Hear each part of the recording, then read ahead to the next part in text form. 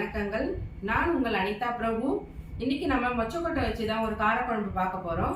கூடவே கேரட் கோஸ் பொரியலும் பார்க்க போறோம். வீடியோக்குள்ள போகிறதுக்கு முன்னாடி இப்பதான் ஃபர்ஸ்ட் டைம் எங்க சேனல் பாக்குறீங்க அப்படின்னா மறக்காம வசன குக்கிங் சேனலை சப்ஸ்கிரைப் பண்ணிக்கோங்க. பக்கத்துல இருக்க பெல் ஐக்கானை கிளிக் பண்ணிக்கோங்க. அப்பதான் நம்ம போடுற வீடியோஸ் உங்களுக்கு உடனுக்குடனே நோட்டிபிகேஷன்ல வியூ ஆகும்.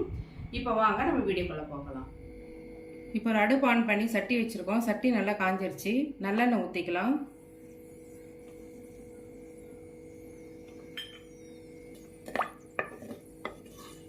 நல்லெண்ணெய் கொஞ்சம் காயட்டும். இப்போ நம்ம வடகம் ஆட் பண்ணிக்கலாம். எண்ணெய் காஞ்சதும்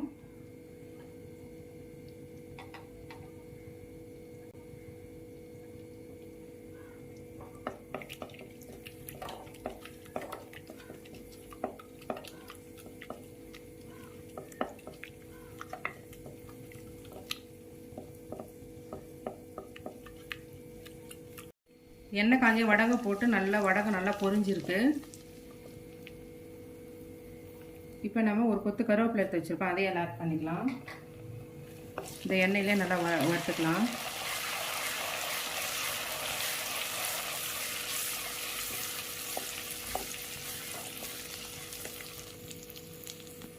ஒரு கைப்பிடி அளவு பூண்டு எடுத்து ரெண்டு ரெண்டாக கட் பண்ணி வச்சுருக்கேன். அதையும் ஆட் பண்ணிக்கலாம்.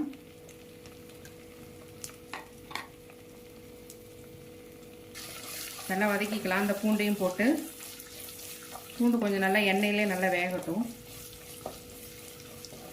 சின்ன வெங்காயம் இருந்தால் சின்ன வெங்காயம் யூஸ் பண்ணிக்கோங்க. எனக்கு சின்ன வெங்காயம் இல்லாதனால நான் பெரிய வெங்காயம் தான் யூஸ் பண்ணி மொச்சக்கொட்டை குழம்பு வைக்கிறேன்.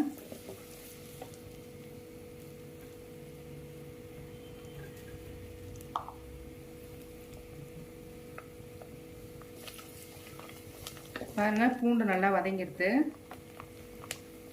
ஒரு 5 மீடியம் பூண்டு வதங்கின பிறகு ஒரு 5 மீடியம் சைஸ் வெங்காயம் பொடியை கட் பண்ணி வச்சுருக்கேன். அதையும் இதில் ஆட் பண்ணிக்கலாம்.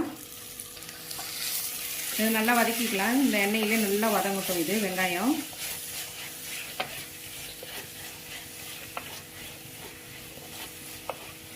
கட் பண்ணி வச்சுருக்கேன். அதையும் ஆட் பண்ணிக்கலாம்.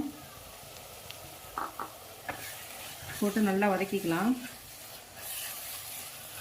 தக்காளியோட பச்சை வாசம் போகிற அளவுக்கு நல்லா வதங்கட்டும்.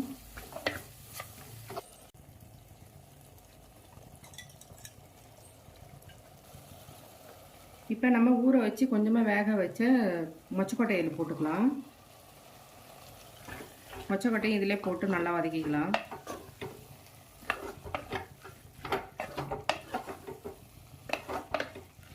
இப்போ நம்ம ஒரு ஸ்பூன் அளவுக்கு மஞ்சள் தூள் எடுத்து வச்சுருக்கோம். அதையும் ஆட் பண்ணிக்கலாம். ஒரு 2.5 ஸ்பூன் அளவுக்கு காரத்தூள் வச்சுருக்கோம். அதையும் போட்டுக்கலாம். ஒரு 3 ஸ்பூன் அளவுக்கு தனியாத்தூள்,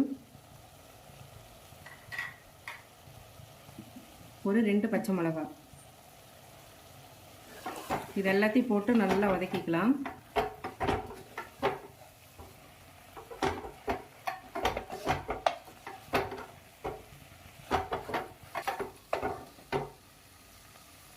பாருங்க, மிளகாத்தூள், தனியாத்தூள், மஞ்சள் தூள்லாம் போட்டு நல்லா வதக்கியாச்சு. இந்த ஸ்டேஜில் நான் ஒரு அரை மூடி அளவுக்கு தேங்காய் துருவல், கொஞ்சமாக பெருஞ்சீரகம், 1/2 ஸ்பூன் அளவுக்கு பெருஞ்சீரகம், கசகசா 1 ஸ்பூன், முந்திரி ஒரு 4 போட்டு நல்லா ஊற வச்சு அரைச்சி வச்சுருக்கேன். அதையும் ஆட் பண்ணிக்கலாம். இதை நல்லா வதக்கிக்கலாம்.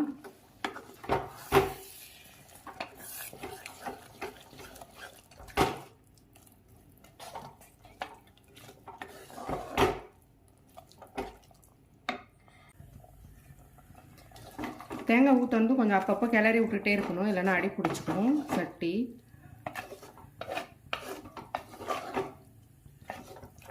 இது கொஞ்சம் எண்ணெய் பிரிஞ்சு வரட்டும். அப்புறமா நம்ம புளி கரைசல் ஆட் பண்ணிக்கலாம்.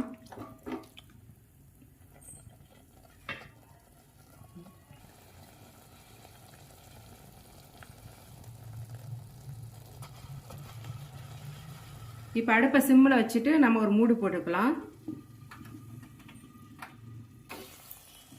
இப்போ இது நல்லா வதங்கின பிறகு இப்போ நம்ம 1 ஸ்பூன் அளவுக்கு வத்த குழம்பு பவுடரை ஆட் பண்ணிக்கலாம். இந்த பவுடருக்கான ரெசிபி நான் டிஸ்கிரிப்ஷனில் லிங்க் கொடுக்குறேன், மறக்காமல் அதை பாருங்கள். இப்போ இதை போட்டு இதில் நல்லா கலரிக்கலாம். இப்போ தேங்காவோட பச்சை வாசம் எல்லாம் போயிடுச்சு. நம்ம போட்ட மசாலா பவுடர் எல்லாத்தோட பச்சை வாசமும் போயிடுச்சு. இப்போ இதையும் போட்டு நல்லா கிளறிட்டு இந்த ஸ்டேஜில் நம்ம கரைச்சி வச்சுக்கிற புளி, ஒரு லெமன் சைஸ் அளவு புளி கொஞ்சம் தண்ணி நிறையா ஊற்றி கரைச்சி வச்சுருக்கேன், அதை இதில் ஆட் பண்ணிக்கலாம். நான் புளியிலே கொஞ்சமாக தேவையான அளவு உப்பு போட்டிருக்கேன். ஒரு ஸ்பூன் அளவுக்கு கல் உப்பு போட்டிருக்கேன். நான் வெங்காயம் வதங்கும் போதும் கொஞ்சமாக கல் உப்பு போட்டேன் இல்லைங்களா, அதுக்கு ஏற்ற மாதிரி நீங்களும் பார்த்து போட்டுக்கோங்க. இப்போ இந்த ஸ்டேஜில் நீங்கள் உப்பு, புளி, காரம் எல்லாம் பார்த்துக்கலாம்.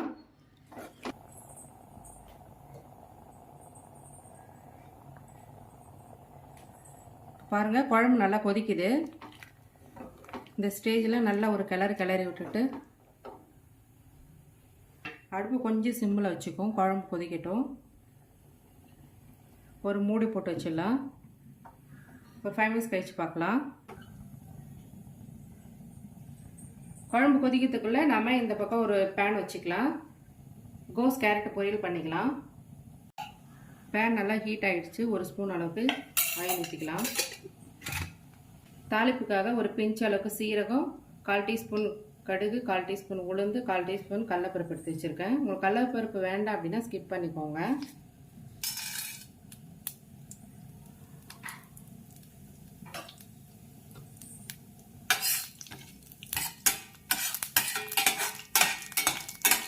நீங்கள் இந்த பொரியல் காஞ்ச மிளகா வேணாலும் ஆட் பண்ணிக்கலாம். நானே ஒரே ஒரு பச்சை மிளகா தான் ஆட் பண்ணுறேன்.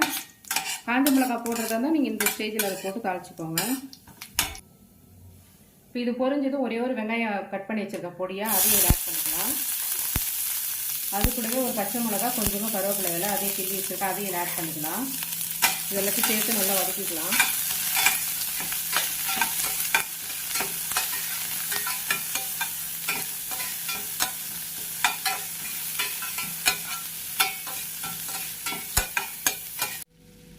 ஒரு டேபிள் ஸ்பூன் அளவுக்கு பச்சை பருப்பை நல்லா வாஷ் பண்ணிவிட்டு ஊற வச்சு வச்சுருக்கேன், அதையும் இதில் ஆட் பண்ணிக்கலாம்.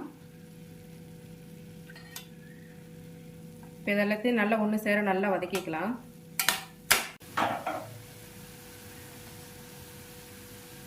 இந்த ஸ்டேஜில் காய்க்கு தேவையான அளவு கல்லுப்பு ஆட் பண்ணிக்கலாம். ஒரு 1/4 டீஸ்பூன் அளவுக்கு மஞ்சள்தூள் ஆட் பண்ணிக்கலாம். இதெல்லாத்தையும் நல்லா வதக்கிட்டு ஒரு மூடி போட்டு மூடி வச்சிடலாம். கொஞ்சம் வேகட்டும்.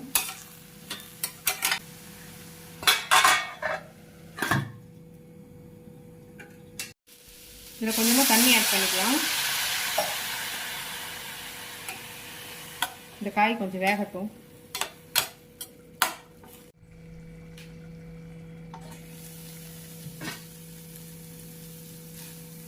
பாருங்க, காய் நல்லா வெந்துருச்சு.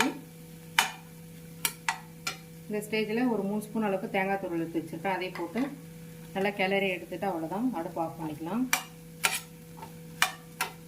ரொம்ப சிம்பிளான கோஸ் கேரட் பொரியல்.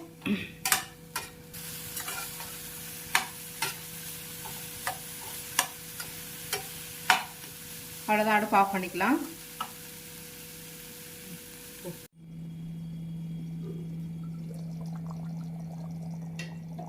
இப்போ குழம்பு நல்லா கொதிச்சிட்டு நம்ம கொஞ்சமாக வெல்லம் எடுத்து வச்சுருக்கோம், அதையும் ஆட் பண்ணிக்கலாம். ஒரு கொதி வந்ததும் அடுப்பு ஆஃப் பண்ணிக்கலாம்.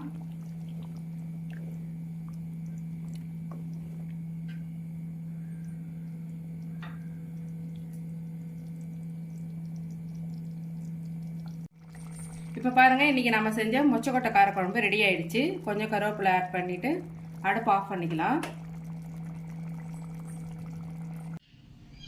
அவ்வளோதான் உறவுகளே, நம்மளோட மொச்சக்கொட்டை போட்ட காரக்குழம்பு ரெடி ஆயிடுச்சு. கேரட் கோஸ் பொரியலும் ரெடியாக இருக்குது. இந்த ரெசிபி உங்களுக்கு பிடிச்சிருக்குன்னா மறக்காமல் வசன்யா குக்கிங் சேனலை சப்ஸ்கிரைப் பண்ணிக்கோங்க. பக்கத்தில் இருக்க பெல் ஐக்கானை கிளிக் பண்ணிக்கோங்க. நீங்களே இது போல் ரெசிபிஸ் வீட்டில் ட்ரை பண்ணி பாருங்கள்.